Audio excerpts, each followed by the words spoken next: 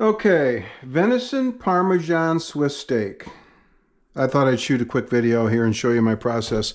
This is kind of my dredging station. I have Kentucky kernel flour. You can use regular flour, but if you've ever had that, you know what I mean.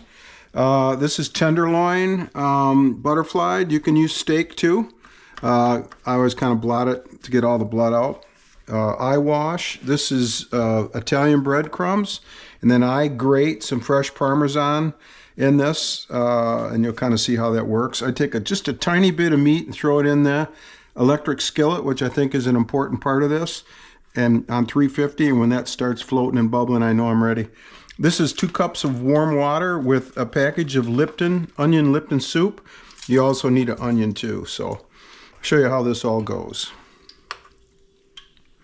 So I start with just a dredge in here,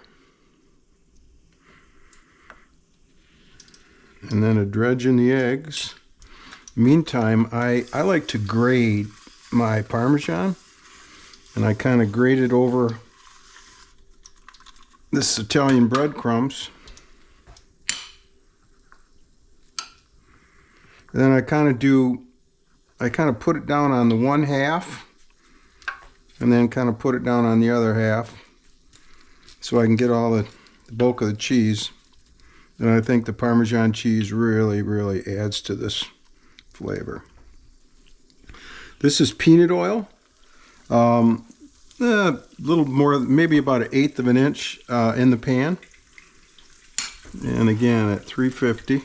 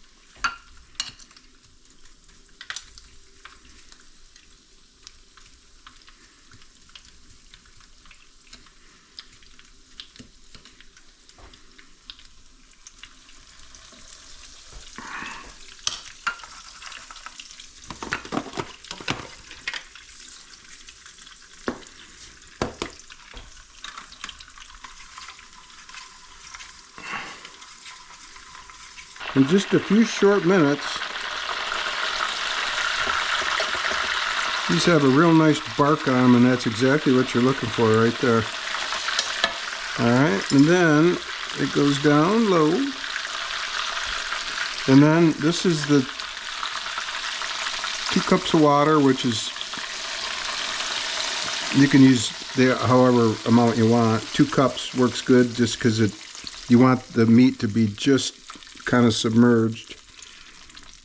Distribute the onions here.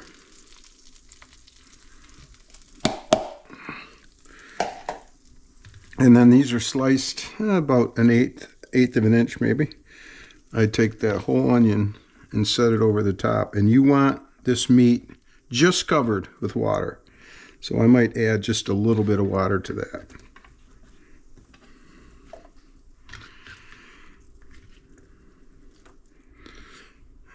Alright, that looks good. I'm going to add just a touch of water here. Nope, I got onions laying on the floor. Alright. Now you cover after you pick up the onion. Alright. Cover, and you turn it down low. You turn it down to about 200, and it will cycle on and then cycle off, and that's the way you want to cook it. This is like a 6 or 8 hour cook, so I usually like to start at about 10 o'clock, 10 a.m., and that way you can shoot for 6. You could eat at 5 easily, but anyway, I like to let this go for 6 to 8 hours. Okay, every 10 minutes or so, that light will come on, and you'll start to hear this kind of gurgle a little bit. You can hear that. It's actually starting to boil a little bit in there, and then that light will go off. That's the way you want this to cycle for the next 6 or 7 hours. 6.5 hours in. And this is actually my second peek. I looked at 4 hours in, and it looked like it was a little bit low on water, so I added some water. So now we're going to make the gravy. So what you do is you stack up the pieces.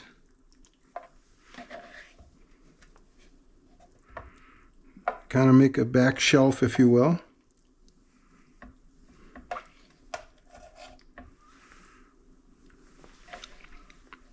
And turn up your heat. And this is 2 tablespoons of cornstarch and some cold water, and I mixed it up. And this works really good for making gravy. So I'm bringing it to almost like a simmer here. You want to kind of do this slow so it doesn't lump.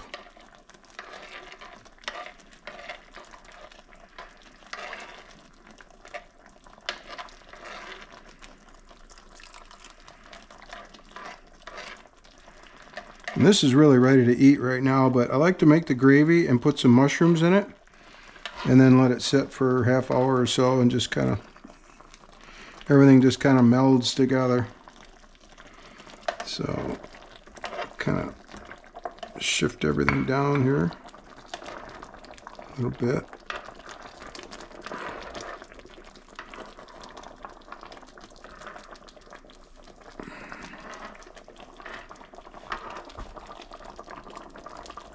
Kind of do the same over here.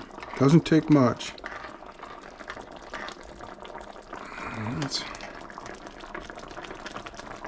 That's 250, and it's boiling pretty aggressively. You can start to thicken now.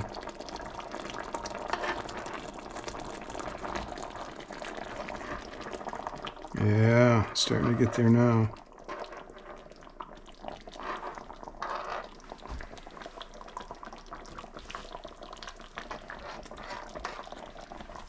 All right.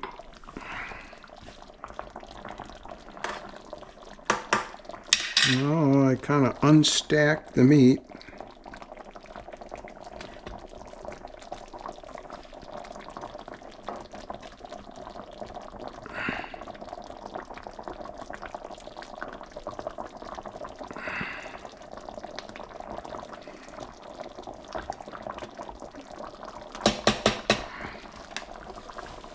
How many ounces is this? 4 ounces. 4 ounces of mushrooms. Let me turn this down again.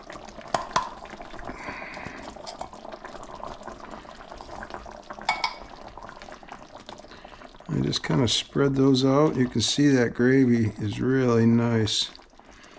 And it's going to cook down just a little bit here, because I'm going to set it on that same 200 and let it cycle on and off for that last hour.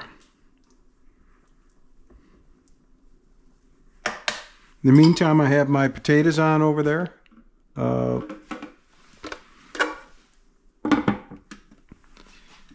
right, see you shortly. About 7 hours in, I drained my potatoes. I put maybe a tablespoon of butter in there. I really like this stuff. They have it at Jack's. It's no artificial anything. It's some seasoning, and I like to sprinkle maybe 1/3 of a package on there. I put maybe 1/4 cup of milk in there, and I put the lid back on it, and then when the butter melts, I mash it. We're getting close. Okay, I always serve this with corn.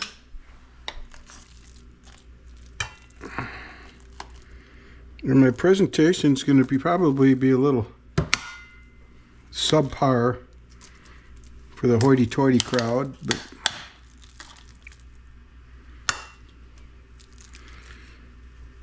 I'm feeding Mary and her mom. Meals on Wheels tonight.